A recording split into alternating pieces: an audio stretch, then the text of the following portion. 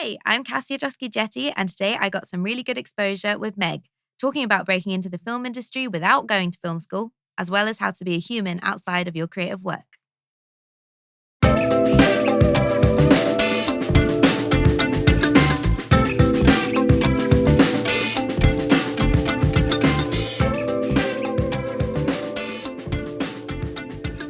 Hello, and welcome to another episode of Really Good Exposure. I'm your host, Megan Prescott, and today I will be interviewing the award-winning writer and director, Cassiah Joski-Jethi. Hi, Cassiah. Hiya. How are you? I'm great, thank you. Thanks for having me. No problem. Very excited. So I ask everybody at the start of the podcast, using my now very old line, I'm Megan fucking Prescott. Who the fuck are you? Well, I'm a writer and director, like you said, but I've been working for 10 years in the film and TV and theatre industry, which has flown by. And I've made short films with companies like the BFI and BBC Studios. And right now I am basically working on my feature films, which is really exciting. And yeah, it's been a long journey of lots of ups and downs for sure. I feel like that's been a common thread because I've had a lot of creative freelancers on the podcast, and that is a common thread. Yeah, it's pretty fucking difficult. So I was trying to remember how we met, and I think it was just because you posted in the Messy Writers Group chat about your directing and writing courses. Yeah, was that it? I think that must have been about a year ago now. Yeah. So the Messy Writing Group chat is currently still an ever-growing community of writers. And yeah, they started because they just felt like there wasn't enough room to not already be perfect in writing, and it's a very lonely industry. So they've started a group chat, which is now it's gonna be a podcast. It's writers retreats. It's everything. But you are also a member of the Messy Writing Group. Yeah. So what made you decide to start doing the directing and writing courses that you were offering on the Messy Writers Chat? Yeah, so I've run courses before for BFI Network, which was similar, and I just when I do those, they always have so much interest, and they only have, maybe 20 spaces and stuff. My friend said to me, why don't you just run them on your own? Like, you're perfectly qualified and freestyle. Yeah, exactly. And so I was just like, maybe I should. So I just started doing that. And I think the short filmmaking one is so great because, I mean, who can afford film school? Like some people. Exactly. Yeah. That's what attracted me to them. I was like, I can actually afford this. Yeah. Because I didn't go to film school, and I learned very much on the job and from watching people and just figuring it out basically. And the courses are really just a bit of that guiding light, give you a bit of confidence. I think the confidence is a big thing, isn't it? Because I didn't go to film school either. And I always thought, you'll never get in if you haven't been to film school. But then the more I worked in the industry and the more I spoke to directors, a lot of them were like, same as you, like I did just learn by doing. Yeah. Unfortunately, now a lot of the time to even get your foot in the door, you need to be able to prove, you need to have a calling card. And a lot of the time that's like something on your CV that's like film school. Or if you've done something like a really good short, but even that, get to make a short, it's just so expensive. So yeah, I really appreciated the courses. But so it's really great that you were doing them because they are more accessible to, I think, a lot of people that definitely can't afford film school. And it was really helpful. Like I really did feel like it built my confidence. I love to hear that. So I have been asking people that come on the podcast about like an average day in their life, mostly because I'm neurodivergent and what did you say? So are you? No, I'm not. Oh, I thought you said. I said sure. Cool.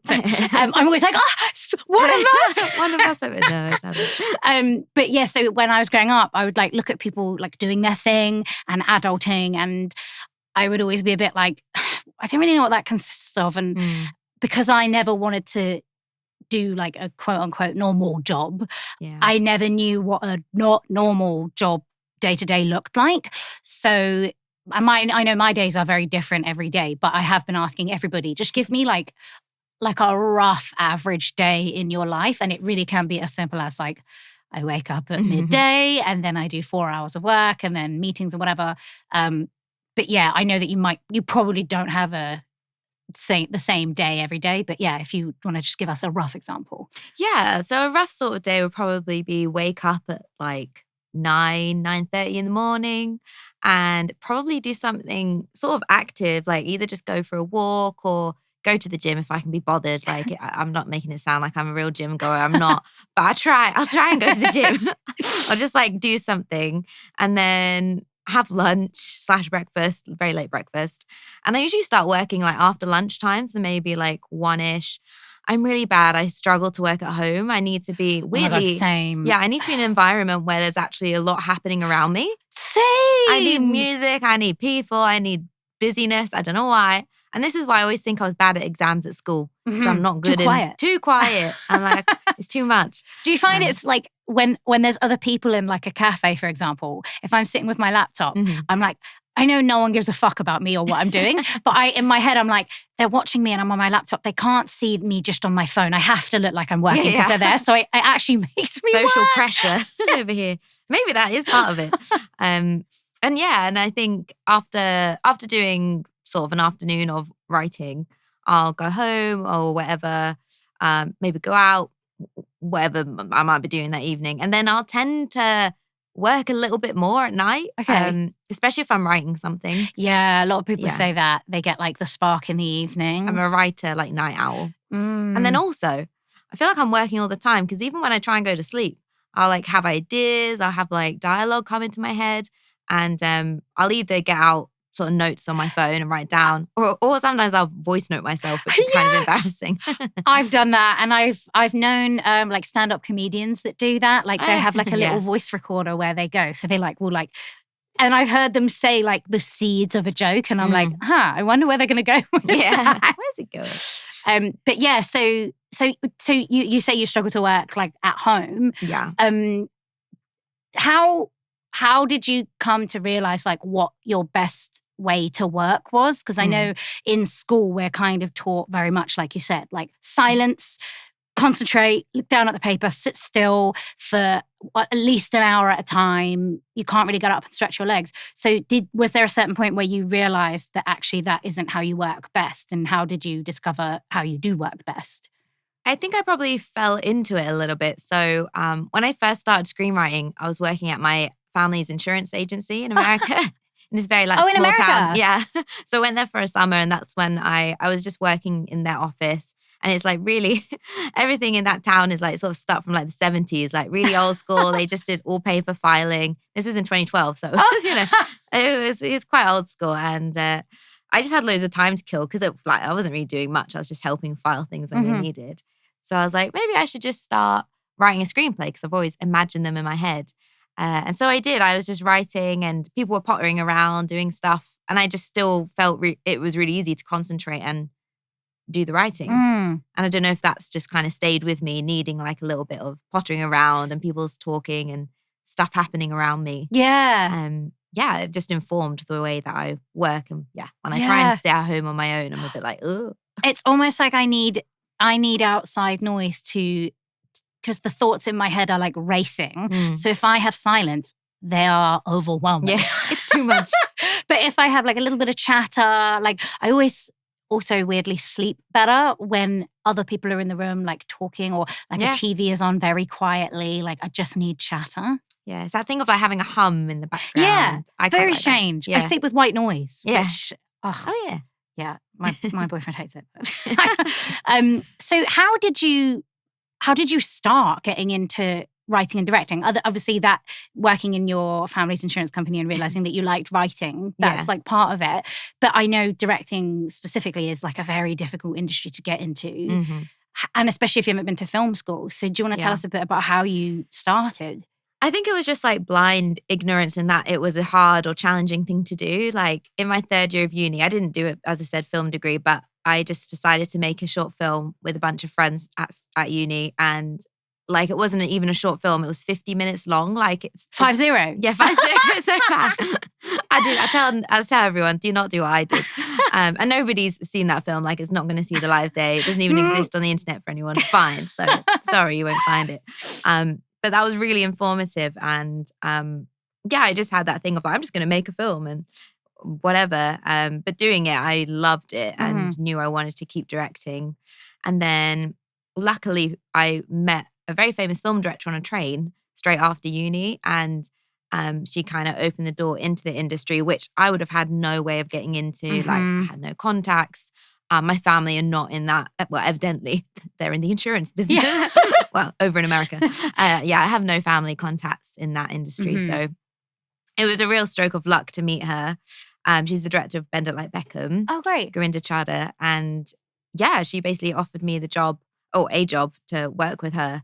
Wow. When I met her on a train. So that's such a great story. And it's literally like, the stories that's like actors getting spotted on the street. Yeah, exactly. I'm like, that is such a great story. And I don't know if it happens as much nowadays because also people are probably terrified of strangers. But also I'm like, it's hard if you don't have family connections. You don't come from like a hugely privileged background where it's easy to just pay for film school. How do you get your foot in the door? Yeah.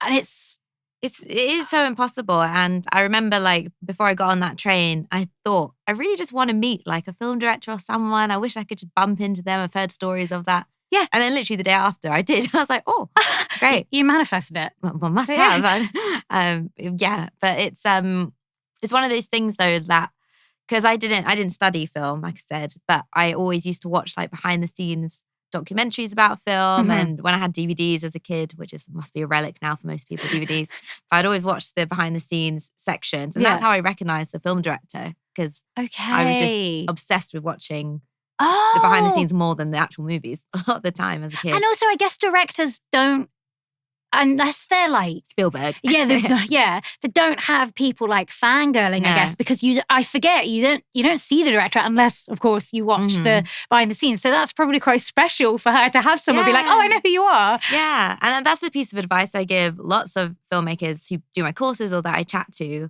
because I mentor quite a lot of filmmakers, and I say, just know who people are in the industry, because if you do happen to bump into them and you recognize them, they're actually probably very impressed.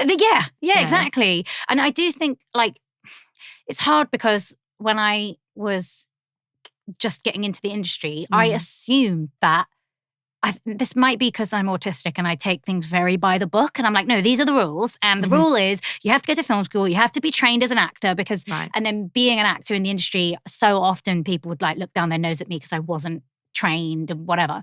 So I assumed that's how you have to do it. And then as I got older and I went to more of these like networking events or just met people through being on a set with someone, or someone knows someone because they were a runner on this set or something.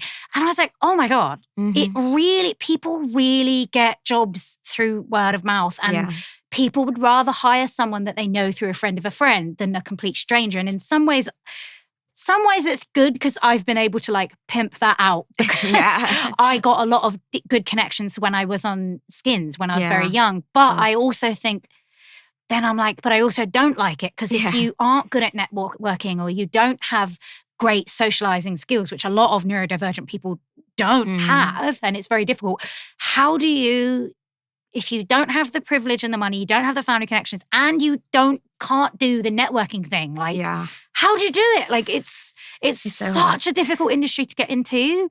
And we've spoken a lot with guests on the podcast about how creative freelance jobs often they're very difficult, not to take anything away from like more academic or like straight-laced jobs. I don't know how the alternative regular jobs, because I'm not saying they're not hard, because if you want to be a lawyer, for example, there are pre-written steps to becoming a successful lawyer. So even though all of those steps are very difficult and probably very expensive as well, you know what the layout is. Whereas I feel like most creative freelance, you have to create blueprint. The ladder. Yeah, there's no blueprint.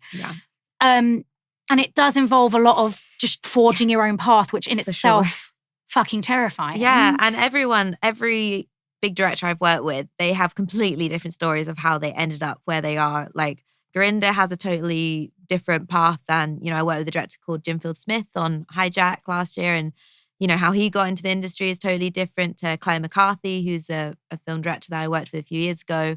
They're all totally different routes in. It's mind-boggling, really. Yeah. And I feel like sometimes I hear stories and I'm like, a lot of people almost not fell into it, but it was almost like it was such a perfect job for them that it happened because they were in that environment. And then, an AD was sick or something. They got that, opportunity. Yeah, they got the opportunity to experience. And I think it's so sad that a lot of creative jobs people really don't take a lot of chances on people who don't have like expensive qualifications. So I love hearing when people have got that and not only have got that, but are like proving, see, you should give people a chance because sometimes you can learn through doing, not necessarily through learning. For sure. So it's probably a bit of a faux pas to ask about money, but I always want to ask people if the creative job they're doing, if that is their only way that they pay the bills. So is that the case for you? Are you able to get by with just directing work now? Well, it's sort of a mixture of writing work, directing work, and then doing things like the workshops on the side and other bits and bobs. So there's always that sense of a hustle going on. I think once you've done it for so long, it never goes away. No, You're like, any minute, it could all go. It could. And how long did it take for essentially for you to stop having to do like jobs that were nothing to do with directing or writing? I've been quite lucky, I think, because I started working for Gurinder, and that was kind of the beginning. Like I worked for her for almost a year, and while I was working for her, I was trying to like make my first short films, and I was writing a lot and just trying to get those things going. And from working with her, obviously it kind of helped open the doors in a lot of ways. But then also other more side hustles I was doing was still sort of related to the film industry in some way. So I have like my own camera and I can edit. So I used to do a lot of like content creation for people or do low budget music videos, stuff like that. Oh, great. Which I would just kind of do. Like I do that very, very infrequently now. Occasionally I still do, but it's just become so much less over the years because I don't need to do it to supplement my income so much. Yeah. And then I do like script editing, script reading for people, like just trying to get any jobs that could pay the bills more so. But it was still vaguely related to storytelling and all the other things. Yeah, that's great. It's nice when even the like side hustle jobs, when they can relate to what you want to do. Yeah, I've been really lucky, really. For that to happen. I feel like there are ways to not make yourself miserable, but even that involves a certain amount of like, you have to be able to be like stable financially enough to do that. So like I think when you're first trying to get into your like creative career, really you just need to be able to pay your rent. So I guess that's when most people are like working in bars or like lots of other kind of entry level stuff. I did nannying for a little while. But when you can do, I guess, work like that, you're directing classes and it's also giving back and what you're still profiting off of it. So it's helping you. Yeah. I feel like that's such a nice level to be able to be. And it's nice that you're helping other creatives get to that. Yeah. But when you first started working in directing, did you find that a lot of people were asking you to work for either free or very under what they should have been paying you? Oh, yes. I mean, that's the thing is like most of the directing I've done has been like not paid or very, very low paid. You know, it's like, because you're doing your own short films, which are that sort of hustling for yourself that you're trying to do. And every penny you get in a short film budget, you just want to put on screen. So maybe I've been paid like 200 quid for a short film, which is like, when the amount of time you work on it, that's really nothing. So all the short film stuff I've, not really got paid for. You don't really, the money, as I said, goes on screen. And then other directing stuff, for like the directed traineeship I did on Hijack, I got paid and that was good.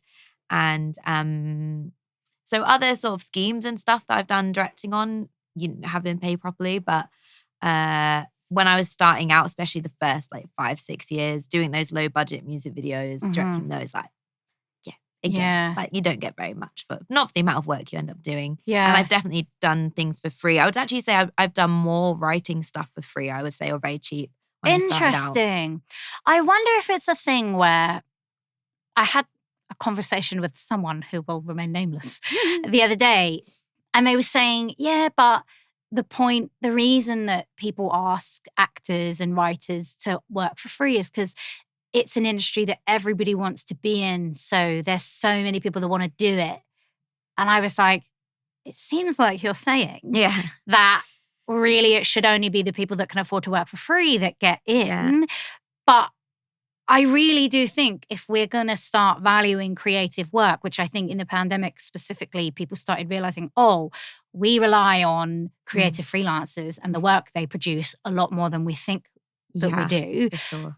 If we're going to start valuing work, we need to start not expecting anybody to work for free. And that means like interns, that means supporting artists. There's this thing where supporting artists, it's like, but they have the worst days. Yeah, like, they do. They're so long. The hardest, and they just longest days. Shoved aside. They get lost in the lunch queue. It's horrible. And they're paid. I don't know what the rate is now, but I remember when I was doing skins, I was like, really? Like 40 quid a day or something? Oh, wow. Like, that is mad. Don't quote me on that. But I just remember being like, wow, this is, and they don't even get their lunch on time. Like, that's crap. Yeah. But yeah, I wonder what your thoughts are on, like, do you think we should start putting a general thing on creative work where it's like, if it's work and if you want me to treat it like work and work on it as if it is work, you need to pay me as if it's work. Mm-hmm. And if you want to treat it like it's my hobby and I'm just lucky to get to do it because I really enjoy it, that's fine. But I will only give as much of my time to it as I would a hobby. Yeah. I think it all comes back to funding, it's like having more public funding for short films and everything so people can actually fund it properly and be able to pay themselves for it.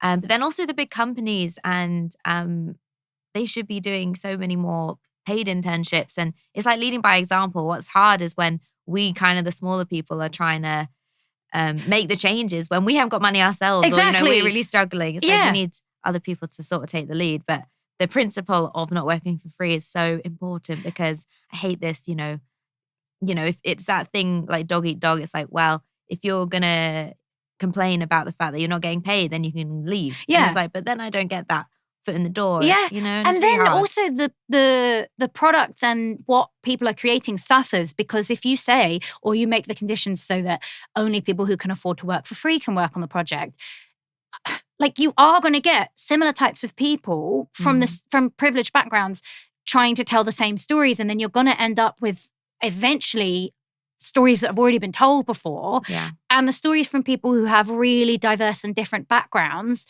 aren't going to get told because they're too busy trying to survive that they can't sit and write a free screenplay, It's very sad. Yeah, it's a tough state at the moment, especially the industry. I see it changing a little bit. Like, again, I'm comparing it to like, how old am I now? 32. When I was like 16, when I was doing skins. Like, I feel like from auditioning back in those days and the types of things that were happening and the types of money that was being offered, I feel like things are slightly changing. But again, I mean, I haven't done mainstream acting in ages, so I can't really speak on it. But I did notice as soon as I kind of switched gears from really being hell-bent on acting and only acting, when I started writing, I know that this is just my experience. And also I had the contacts that I had and the experience on set. So this isn't probably going to be the same for everybody. But I noticed when I started wanting to do writing and applying for writing schemes like Soho Writers Lab and the Bush Theatre's Writing Lab, I noticed, like people actually, like when you do one thing, it leads to something else, or it can do. And there is a bit more of stepping stones. Whereas I feel like with acting, you did one job and it might be huge, but then you could just be straight back to square one. Yeah, that's hard. But I don't know what it is. I feel like maybe because writing, maybe it's more closely aligned to like traditional work. I don't know. But I always found that really weird. I was like, it's almost like people respect writing and directing more in terms of finance as well, paying them more what they deserve. Than actors, it's literally like, well, if you want to do it, you want to be an actor, so you'll do it for free. Like, it's fine. You can have it for your show reel. Literally name the podcast like just the exposure, the really good exposure that you'll get for it. But again, I think it's changing just probably not quick enough. Yeah. Do you mind me asking, what is the worst job you've ever had? It doesn't have to be in creative work. Mine was when I was working at a Wetherspoons for £6.15 an hour, which, again, good life experience, interesting characters to write about, but fucking hard work. Do you have a worst job? I mean, I think I have a few examples of when like I've agreed to work on a script with someone or rewrite a script for someone and it is like super low paid and they expect the world when they're literally not paying you. I always find that the people that pay you the least like expect you to be doing, you know, all hours of the night and like totally. It's very strange, isn't it? It's really weird. It's really annoying. And I always get gut instincts about those jobs. I'm like, oh, I know this is going to be hell and I've learned now not to take them. But, you know, for a long time you feel like you have to because even if it is like, I don't know, 1,500 quid, it's like, well, that's, you know, that's the money I need to survive. Yeah, even if it is going to take like if it's like you're rewriting a feature for someone or like something crazy. And I did this and I was writing like a draft of a film and it was just a treatment. Like it was just a treatment. And they were like, broad strokes. So I was like, great. I worked out, I worked for over 100 hours on this treatment for free. Oh, God, that's horrible. But I've probably done stuff like that as well, But it's like, but if they buy it and if they commission the film, it's a few grand. Like, and even that, in terms of filming, that's not huge. But I was like, but it could pay my rent for like 2 or 3 months. Like, I need to. But in the end, I was like, I can't do another draft of this. Like, I have to go and get a job in a bar. Like, I need guaranteed money, even if it's going to be less. Yeah. It's going to be definite money. And I can plan my life on definite money. I can't plan my life on potentially maybe a payout. Yeah. It's insane. And what is the best job you've ever had? Because I don't want to dwell too much on the negative parts of the industry. I know there are some positives. I mean, the best part of, it's kind of like the best part of the job rather than like probably the best job per se. But I think it's like whenever I get paid to write a script that's mine, that I'm going to either direct, that I am going to direct usually, is amazing and I love it. And because you get to remember how much you love writing because you're actually getting to just do it and not have to worry about maybe doing a side hustle for those few months or whatever. Like that's the best part of the job when you actually get paid properly to do the thing that you're good at. And for me, what I'm good at is screenwriting. And then directing when that actually happens. Yeah. But one of the best short film jobs, I guess you call it, was directing The Pink Pill, which is the one I did with BBC Studios. Yes, I see. I love The Pink Pill. It's great. Because I just felt so confident on that shoot. The short film I'd made before, Catch a Butcher with BFI, I'm really happy with it. But I think as a director, like less confident on it. And like looking back, there are things I probably would have done differently. And so when I went into doing The Pink Pill, I was like, I'm just going to go with my instincts and keep strong and just, you know, when I'm not happy with something, say it and like roll with it. And and I was so much happier with just how I was on the shoot. Yeah. And I just felt more confident overall. I think confidence is like a key thing, isn't it? Because I feel like I did a directing course and that's the first time I've ever been like in charge of a set. I've been on set a lot, but my instinct, I don't know if it's because I'm a woman and we're kind of taught to be likable to everybody, but after the first day on set, I was like, oh, if I'm very polite to everybody, and I mean, always be polite, but if I'm not assertive. Yeah, when you want something. I'm the thing holding this together. And if I'm like waiting for someone to do this, I'm not saying like, okay, so what's holding us up? Like, how can we move this forward? The thing will suffer. And even though they'll like me more in the moment, when the product's shit or we run over time or over budget, people aren't going to like me. So I feel like it must take some time to be able to have the confidence to be assertive and not feel like I'm being rude, but I'm just getting shit done. So yeah, absolutely. Did that take like a while to? For sure. Like I think all my short films until The Pink Pill was sort of building on that thing of just getting the confidence to, not be afraid to assert myself when it needed to happen. But as a director, you're always walking that sort of tightrope of saying what you want and being really clear in your vision and saying it has to be done like this. But you do also have to be really flexible and be collaborative. So you have to be able to do both, which I think is why I think to get good directors, You have to have really unique personalities to do it. Yeah. And know when to really push for what you want, but then realize it's not working or something's happening, and then, change gears and try something else and be creative in the moment. Yeah. You have to be able to do both. And you're right. You have to keep in mind what you want and your vision, which might be something that hasn't been done before. And actually, if it hasn't been done before, that might be even better. But you're going to have to convince a room full of people, like, trust me, this is the vision and this is what I want. Yeah. And I think with the Pink Pill, we had that as well, where, I think the script that we had was, it was very dialogue heavy. And I'd never directed anything that was really dialogue heavy. Most of my short films had no dialogue.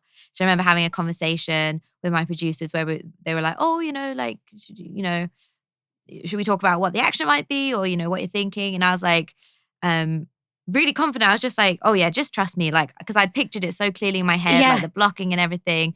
Because I could tell that with certain directors, it is a bit scary to have something so dialogue heavy that it could end up reading really flat on a film, because it does feel like it could be a play. So how do we make it cinematic? And I was really excited by the challenge, and I just so clearly had it in my head how we would shoot it, what the blocking would be, and like the actors are so great.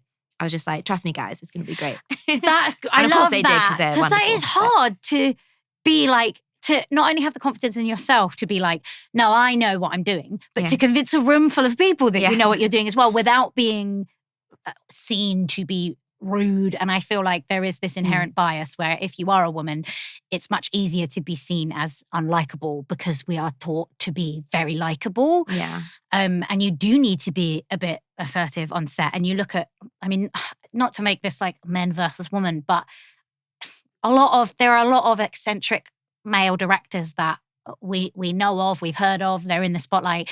And we know that they create good stuff, so everyone like allows them to be their creative, kind of quirky selves. And I just wonder whether quirky's just a cover for really angry, really and horrible, fucking rude. Yeah.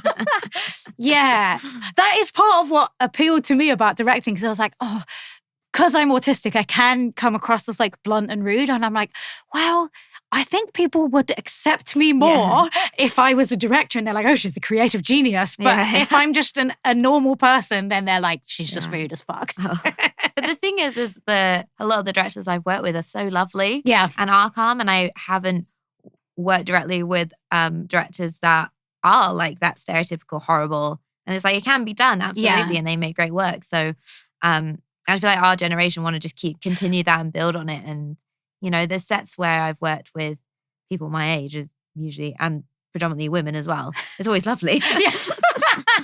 Yeah, I did. Yeah, because I do see it changing again. I don't think if there was like a director throwing his weight around being really, like the ones we've heard of from like 20 years ago, I don't think it's quite the same now. I think people do in general want to have a nice environment on set. And that makes me have some faith in the industry. Hope. I'm glad. I'm glad it is changing. Because that was one of the best things about the Pink Pill as well, is just had such a wonderful team and great collaborators. And I worked predominantly with women, which I hadn't really done before. And, it was just amazing. Loved it. Yeah. Such great performers as well in the Pink Pill. Love them both. Amazing. Yeah. Jack Archer and Karen Deep-Fall, if you're looking for actors. They were great.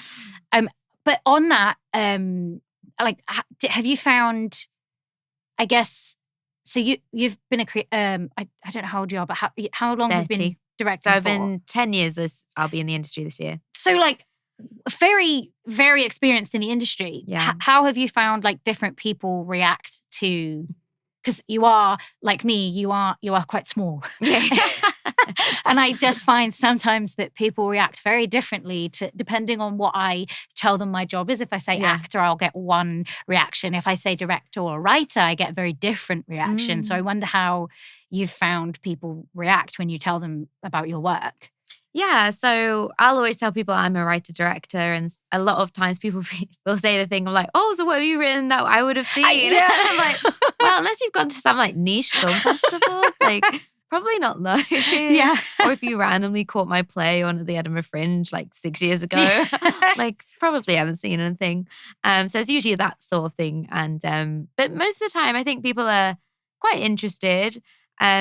But that's for me, actually, I think it's more my problem because I never want to sound like I'm like bragging either. So sometimes I actually just want to brush over talking about it. Yeah. I don't know. I just find it a bit awkward sometimes. Especially if it's people that aren't in that industry at all. Because there's kind of some things where you're like, oh, this would be impressive to someone that knows what it is, but then you're just going to think I'm an idiot. Yeah, exactly. Talk about this. And also I think it's really tough because if somebody does say, oh, that sounds cool. That sounds like really like interesting and different. But maybe I'm going through like a really quiet phase of like 3 months where I haven't had much work, or I'm just feeling a bit down about the facts of the industry or whatever.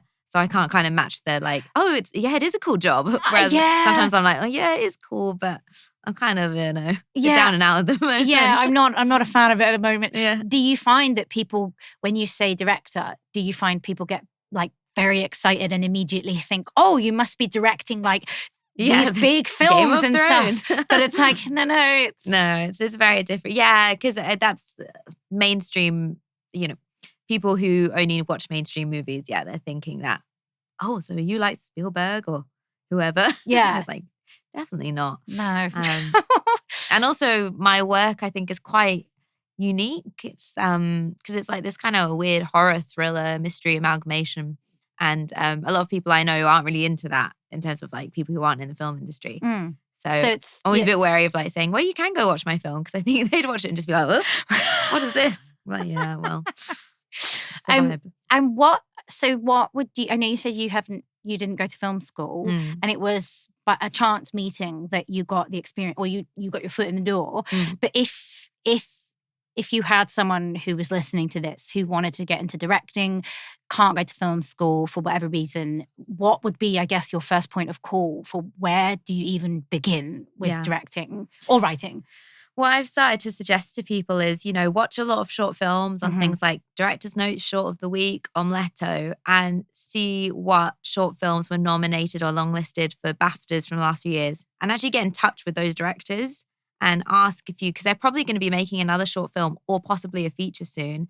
Just write to them and say, hey, can I come shadow you, or can I meet you for coffee and like learn more about directing, and just trying to sort of build up your contacts that way. And because I think some of the best experience I had was obviously working for Gurinder, but also I worked on a feature just as a runner the year after, and just watching how a set was running. Just you literally absorb it, you just right? learn it. So that's what I would say to people, is just try and meet those directors who are about to do their first feature or doing proper budgeted shorts. Yeah. And try and get on the set. I think people underestimate just how much can be done by saying to someone like, hey, can we get a coffee, or can I buy you lunch? Okay. Again, that's another thing where it's like, that's something that involves you paying for something, which is shit. But even sometimes I've like messaged people on Instagram and been like, oh, I watched this niche thing that you did and I fucking loved it, and make sure that you show them that you actually really do like what they've done. And more often than not, people actually respond positively. That's what I found my whole career, is that I've just not been afraid to talk to people, ask people things, see if people could meet for coffee or whatever. And the worst thing anyone's going to say is no. Literally, that's the worst thing. Or they'll ignore you, and either one is fine. Like, it doesn't change anything. It's like worth putting yourself out there. Yeah. To get yourself into a position where you have an opportunity to learn. Yeah. Especially if you can make it like, so it's like, it's not really much skin off their nose. Like, if you try and make it so that if you say coffee, then it's like, okay, well, it's not going to be like hours and hours and hours. It's hard, because if it is someone big, it's going to be hard to get them to like carve time out. But even if it's just chatting to them back and forth on Instagram or something. And sometimes you can get lucky with the big people. Like, I remember I met Abby Morgan for coffee twice. Like, randomly, after I just reached out to her assistant at some point. And she was lovely and great advice, and was really nice. Yeah, because I do think... total random. I was just like, hello. Yeah, sometimes people, if they are... maybe because I guess if you're not always like credited for the amount of work that you're doing, if there's someone coming up who's like, I fucking love what you do and I would love to learn from you. Can I have like 40 minutes of your time? Yeah. They might actually like to share the knowledge that they've spent 20 years garnering. And also the people that are, higher up the food chain, as it were, that if you go to coffee with them, they often like insist on paying for the coffee because they Yes, know that you're like working your way up. So they usually say, Yeah. I would always offer, but usually they'd be like, no, don't be silly. Yeah. Like, oh, okay, thanks. That's nice as well. Yeah. So I think it is hard because if you're not great at social stuff and reaching out, but that's why I think things like Instagram are quite good because you can compose a message and like I would be more than useless. For example, if I saw a director I knew on a train, I would be like, I can't say anything. I'll sound like a psychopath. I don't know what to say. I'll mess up. So I'll be like, okay. Like I went to Edinburgh Fringe last year, right? And I went with my partner and I kept saying, oh, that's so-and-so. Like, oh my God, I love them. Like, and then he'd be like, go and say hello. And I was like, don't you dare go up to them. Like, I can't. No, I'll message them on Instagram later and tell them. Yeah. Because sometimes you do have to sense the tone. Like, it's not always it's not the right vibe sometimes to go up and talk to people. In person as well, I feel like, I guess a train is like it's much different environment. But Fringe, I was like, they are going to be mobbed all the time. Like, I would rather go home, compose myself, compose a decent message and send it to them and sound like a sane person than go up to them now. Yeah, and I always struggled in like big groups. I don't like big networking things. Oh my God. I find that so hard, and I would rather, if somebody was there who was speaking or talking about something, I would always message them afterwards rather than go up and be a sea of like 50 faces trying to talk to them. 100%. That's what I will always do. The networking, the word networking, like makes my blood run cold. Like, but the shit thing is, I know like some of the best connections I've made have been like through in-person chatting, but then I don't, because I like doing the networking. I hate the phrase, but doing the networking where I'm reaching out to people and doing the one-on-ones. That's so much better. But the big group things, I usually avoid those. I don't go to them probably as much as I should. Yeah, especially I don't drink. So like, that's really hard. If before when I'd be like, okay, if I have like one drink, it'll be a little bit easier. Not that you should rely on alcohol to do things like that, but sober, I'm like, no, I'm too nervous. I can't do it. It's not gonna work. But you and your brother have a podcast. We do, and that's another thing. Which obviously this is a podcast. And again, it's another creative endeavor, which is not paying me. In fact, I'm paying for it in the hopes that one day it will start generating some money. But it is something that I genuinely like doing. Yeah. So it is. Is that why you started the podcast with your brother? Just because it's on film, isn't it? Yeah. So the podcast is called One of Us is a Filmmaker, and we started it both because basically we were both unemployed that month. We were just like, what should we do? Because we talk about films all the time anyway. We just thought, let's just shove a microphone in between us and record it and see what happens. Yeah. And I think since COVID, I've really had to make an effort to do more creative things that don't have pressure of it being work. Yes. So the podcast was part of that. I was like, I just want to do something fun and creative. That's a side thing. I now teach contemporary dance again, which I love doing. Yes, I remember you saying. Yeah, and that again, I'm not, neither of those things am I trying to make money from, or I have huge ambitions to make into some big career. Like, they're sort of side fun projects that are creative, that I can just take my mind off like work creativeness. Yep. And just enjoy. Like, I missed having hobbies. I was going to say, it's another thing with if your work involves something that is creative, I think your natural creativity and your ability to do creative things that aren't going to eventually create like income suffer, and you start to think anything creative, you've got to funnel that energy into the thing that might eventually pay you, because of course that just makes sense. But you do find that if you don't do creative things that you have complete control over and that aren't necessarily going to be the be all and end all of your like bank account, you lose that creativity. And I started trying to do things like that recently, where I was like, wow, I started making, like polymer clay, little things for my friends that have polymer. Because I was like, I don't do anything creative that's not for work. And doesn't have that like pressure on it. Yeah, for sure. And I think it hit me when COVID happened, because that was the first time I like stopped. Yeah. And even if I'd ever gone on holiday, like the whole 6 years before, I was always checking my emails and just felt like I had to be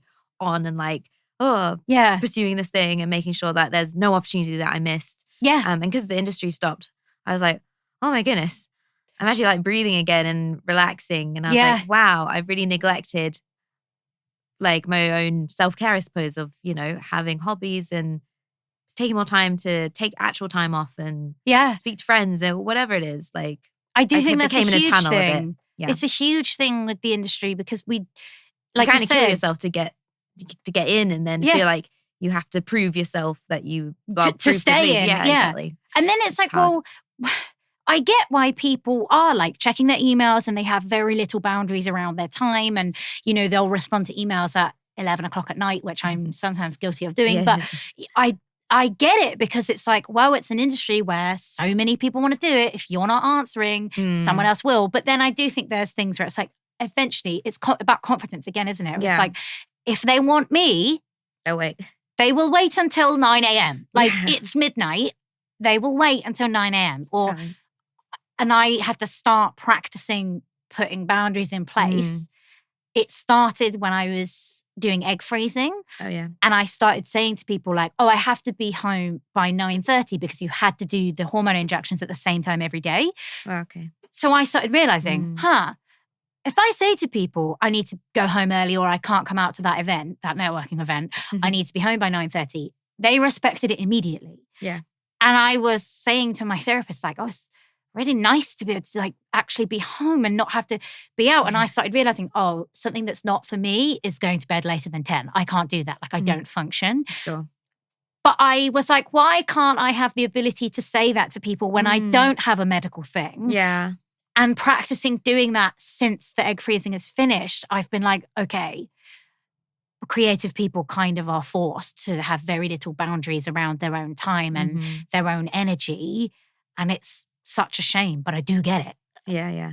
It's really tough. And I'm similar in that since COVID, so the last few years, I've started to be saying no to more things and like having those boundaries of making sure I have my relaxing creative projects and not always feeling like I need to be checking my emails and everything. Yeah. And I feel so much better for it. Like I felt so much better the last 2 years. And do you feel like your work is better for it? Yeah. And actually work has improved. Like the opportunities I've had have improved. And, it hasn't like stopped the momentum that I was on anyway. Yeah. Which was a big fear. But, I think that if the way that I have a few friends who are very workaholic, again, in creative freelance industries, but I've said to them like, if try and think of it like taking time off of work is part of your work. Because if you're never fully off, you will never be fully on. No, so you need the creative break, because if you're constantly trying to force creativity,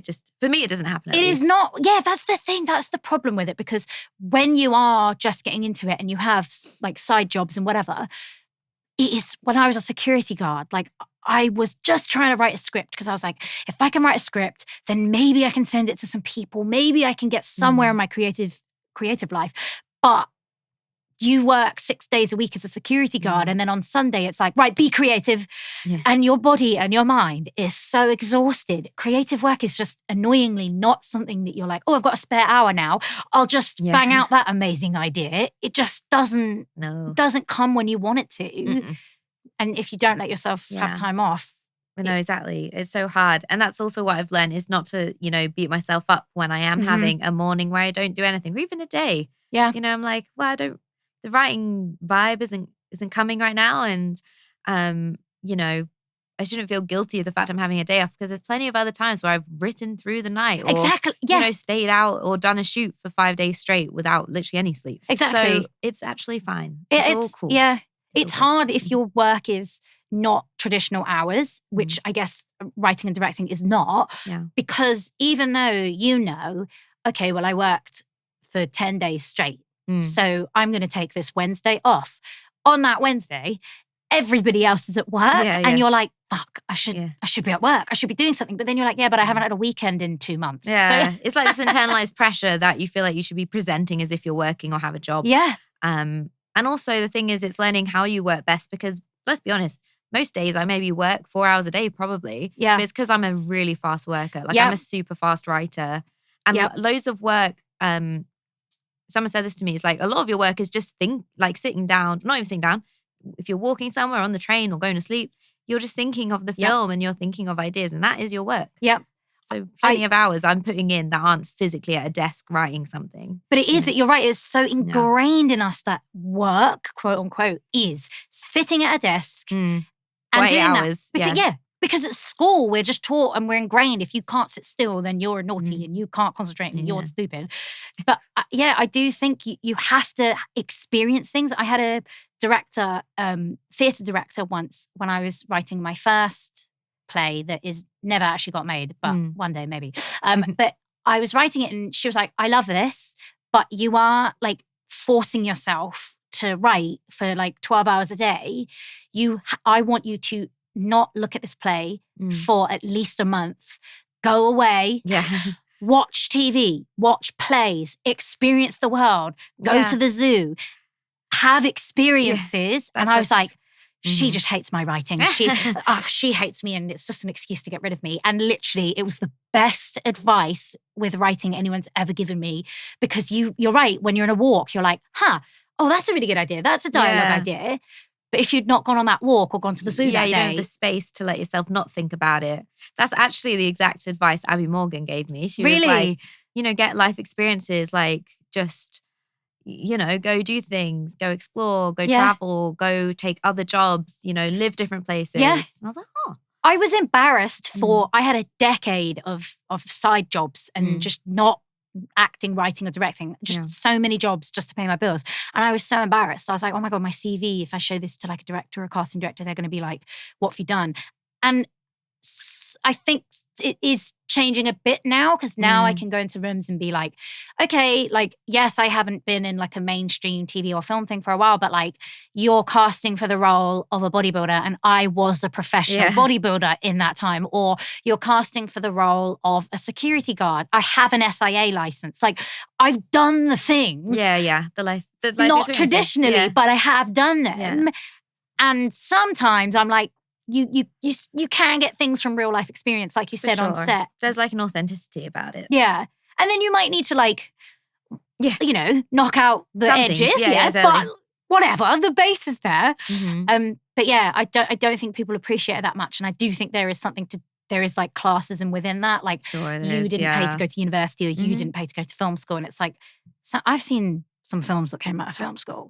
I've acted in some of them and they're not all automatically amazing just because they went to film school. Like, I think it is about experience. Can I ask you to think of one thing that you really love about your work? Because I've realised I've complained quite a lot in this episode. But what is, one of your favourite things about your work? I think I love it when I find collaborators who are as driven and passionate as me and are just amazing. And that's the great thing about directing, is when you find fantastic composers or DOPs or production designers that just totally get your vision, get your synergy, and you just are excited to talk to them, and you can like picture how your vision could play out by working with these people.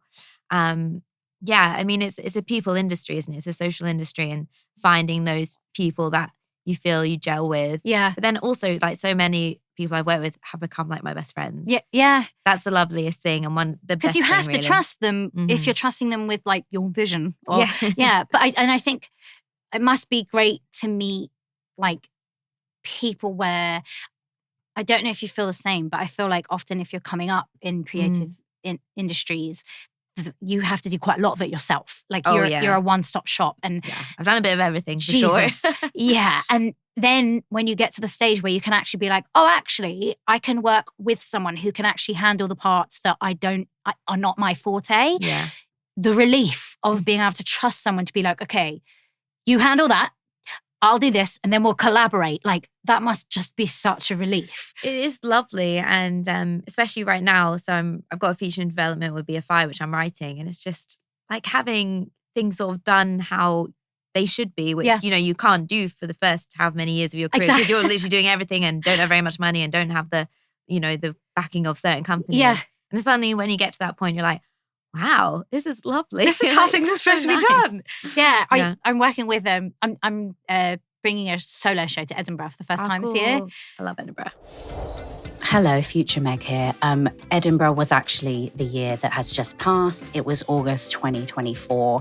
We recorded this podcast quite a while ago now, but my Fringe show has gone to the Edinburgh Fringe, and it will now be coming to Soho Theatre on the 17th and 18th of February 2025. So if you missed Edinburgh, please come in February.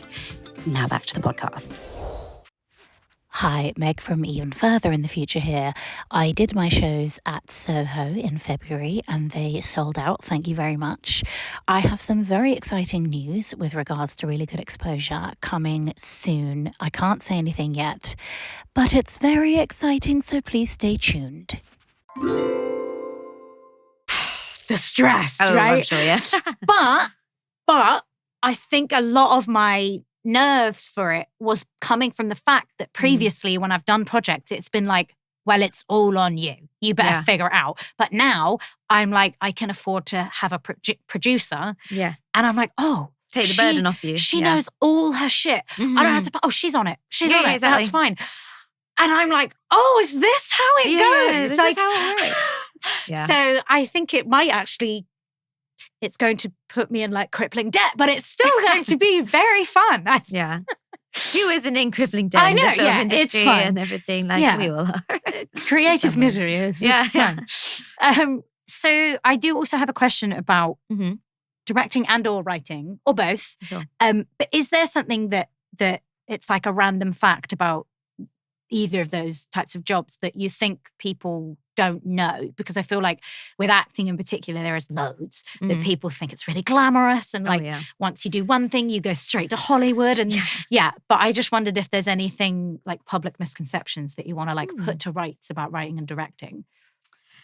I don't know. I'm trying to think what someone might think. Well, I guess you have to go to film school. It's a good one. Well, yeah, true. Yeah, you don't have to go to film school. I think that thing of like everyone's journey is so different. And actually it takes so long to get to the point where you will be making features and things.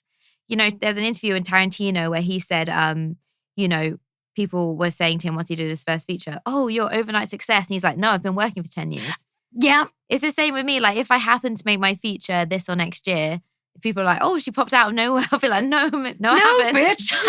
I've been working my ass off. I've literally been here, over here. It's like the duck analogy, right? You know, like you see the duck, but you don't see its legs like going non-stop underneath. Yeah. So I think that's the thing is like when you do get a bit of success or positive things, you know, people don't see the hours of work and hours of rejections. You know, I've been rejected from so many things. I was rejected from NFTS. Like I applied, I think in 2015. I didn't get into that. Whoa. I've got rejected from loads of things, like insane amount of things, loads of big schemes, like tons of things. Yeah. Basically been rejection central over here. Yeah. And you know, the few things you do get, you know, they're all part of a very big picture that people don't see the other bits. Yeah. Because, you know, we all always only talk about obviously the good things. Yeah. And it's nice to do things like this. We were saying earlier, to look back at the 10 years and sort of see like, oh yeah, no, I have achieved a lot and I have had some really great things. But when you're wading through it and you're getting those rejections on a daily basis, it doesn't always quite feel like that. Yeah, especially because a lot of us probably have internal monologues that are like, you're shit.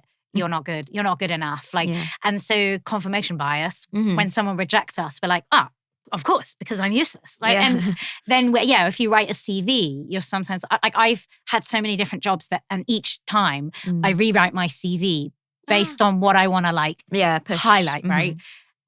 But so I write a CV maybe once a year, like rejigged. And I'm like, fucking hell, I've done a lot of different weird things, but like a lot of things over my time. And I do think that anyone who's feeling a bit like they're not accomplished or they haven't done anything, I feel like they should write something where it's like, right, well, in the last 5 years, here are the things I've done, not just with work, but like life things as well, because we never do that. We never like take stock and think, oh, survived a pandemic. Like all these things where we never think, what well we achieved, done you. Yeah, we just think about the things we didn't get, which I understand. Yeah, it's absolutely. natural.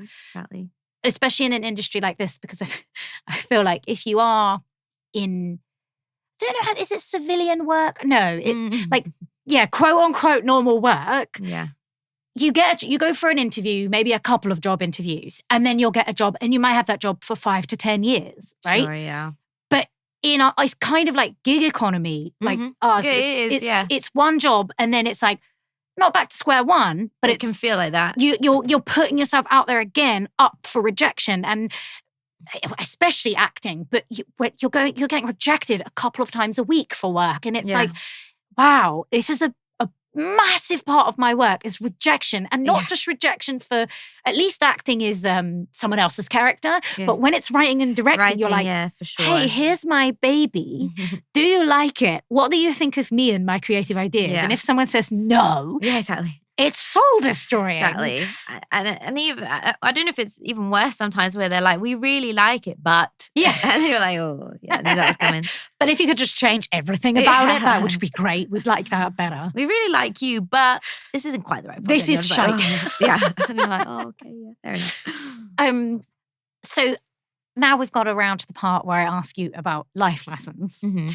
I have a lot of life lessons that I learned the hard way that I kind of wish I could go back and be like, although I learned from those experiences, I would like for other people not to have to learn the hard way.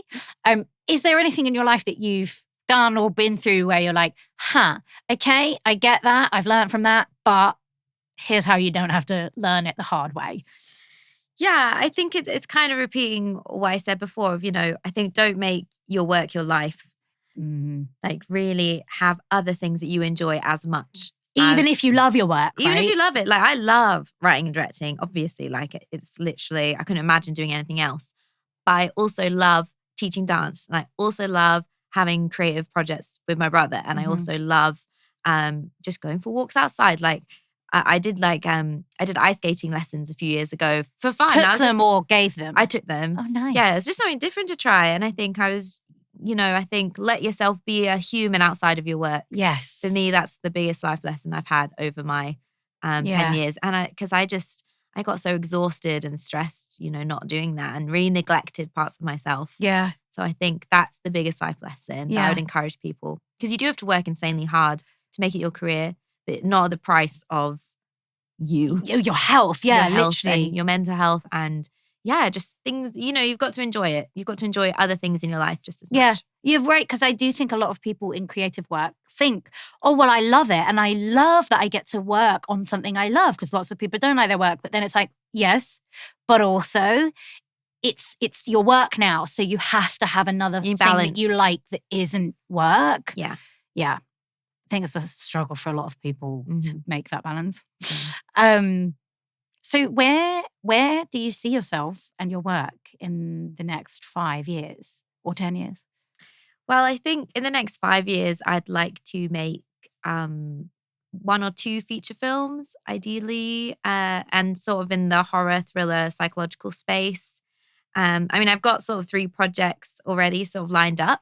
And it's just whether they happen, I think, basically in the next 5 years and what order they happen in is kind of up in the air. Oh, nice. Yeah. Also terrifying, but nice. Like, and you're like, these could all go. It's Sod's Law, isn't it? That like, they'll all go at once. Yeah, my friend says that to me. She's like, honestly, just wait. There's going to be a time, your career's going to shift at one point and you're literally going to be busy nonstop. Like desperate for the days when you're like, when is something going to happen? Exactly. Yeah, it's nice because I feel like I am on that cusp. So it's just... it's really exciting, stepping into the world of features. It's what I always aspired to do. And I think I've not really ever compromised that, even though it might mean that my road has been longer than some people or, maybe it's not always been the right decision. But I feel like being able to do very authored debut features that I'm working on, I'm really happy with. And I do see that is the path of the next 5 years for sure. Something would have to go terribly wrong, I think, for it not to happen. Yeah. Oh, that's great. So yeah. Yeah. And what are you, I think you said, but what are you, reiterate what you're working on at the moment? Yeah, so I'm doing writing a script at the moment, which is in development with BFI, which is really exciting. And then I'm in development on a feature, which I'm doing with a producer called Emily Everdee, which we're trying to make this year in the summer. Fingers crossed, film financing is a whole crazy thing in itself. Oh my God. But yeah, it's basically those 2 features that, forging ahead with. Hopefully will happen this or next year. And what else am I doing? One of us is a filmmaker. Oh, yes. Running the podcast. I always forget that one. Running a podcast. One of us is a filmmaker. And running my workshops as well. So if people are interested, you can find me on the old socials and let me know if you want to learn about short filmmaking or developing a career as a writer. Yes, I was going to say, can I add information about that? Because I do feel like it's Zoom, isn't it? So people can access. But it's very accessible. The most accessible one and the least expensive for the most reward that I have found So I highly recommend. I'll have to put that as a quote on everything that I have to do now. And it's great to have it, say about it on the podcast, because I always feel bad like spamming everyone when I'm doing courses. I'm like, hello, it's me again. No, but I do think it is. But you have to do it, don't you? Especially if you're new and you really don't know where to start. Like, it would have been. Hard, yeah. It's so helpful. So where can listeners find you if you want them to? Where do you want them to find you? You don't have to mention everything. No, it's all good. I mean, you won't find another Cassiah Joski-Jethi. So literally, you can Google me, and you'll find my social media. So Instagram, Twitter /X, whatever. I'm on there, and you can definitely reach out to me on those platforms. And then also on my website, I've got, an email form thing you can do. And then I also have an agent if anyone out there is looking to hire me for work. But plug your agent. Yeah. Oh, yes, I'm represented by Independent, if anyone needed to know. Okay, great. So that brings us to the end of Really Good Exposure. I hope you don't feel too exposed. No, it was a really good experience. It was really great. Thank you so much for coming on. I feel like this was a really good conversation. Mm-hmm. I'm really excited for it to come out. Yeah, thanks for giving me the exposure. No problem. I love it. And just thank you for having me. It's been wonderful. See you later. See you later.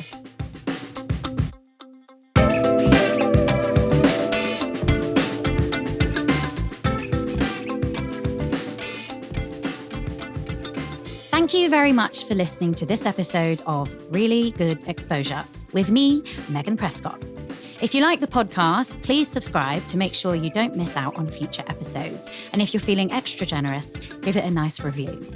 If you want to find me online, my Instagram is @Megatron. That's MEGARTRON. Threads, I'm also Megatron. I'm on X, the artist formerly known as Twitter, @Meg_Prescott. And you can find a number of ridiculous videos involving me on my YouTube channel by searching youtube.com/Megan Audition. You can find more information about me and what I'm up to on my website, meganprescott.com. And if you have any questions that you'd like me and my guests to try to advise you on, please send them in to megartron@protonmail.com. And I will answer the ones I think I could give the worst advice to. I'm just joking, I give excellent advice. This episode was brought to you by me, Megan Prescott. Recording, editing, and post-production by Adam Grigg. Original music also by Adam Grigg. Thanks again for listening and for all of the really good exposure.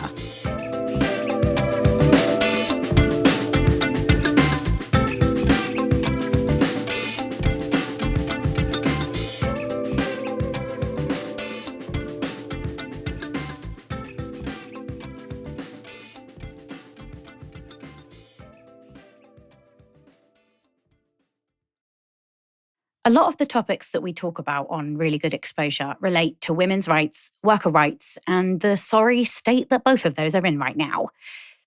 I believe that women have the right to choose what they do with their bodies and how they make their money. And I believe that how we choose to use our bodies should never, ever alleviate perpetrators of violence from accountability. I believe that all workers deserve basic human rights and protections, and I believe that predators are always responsible for violence, not victims. If you agree, please consider donating to National Ugly Mugs. National Ugly Mugs is a pioneering national organisation that provides greater access to justice and protection for sex workers. Sex workers are often targeted by dangerous individuals and face obstacles to reporting, access to services, and police protection. Those who harm sex workers offend against all of us. You can donate to National Ugly Mugs using the link in the show notes, and you can follow National Ugly Mugs on Instagram at National Ugly Mugs. Thank you.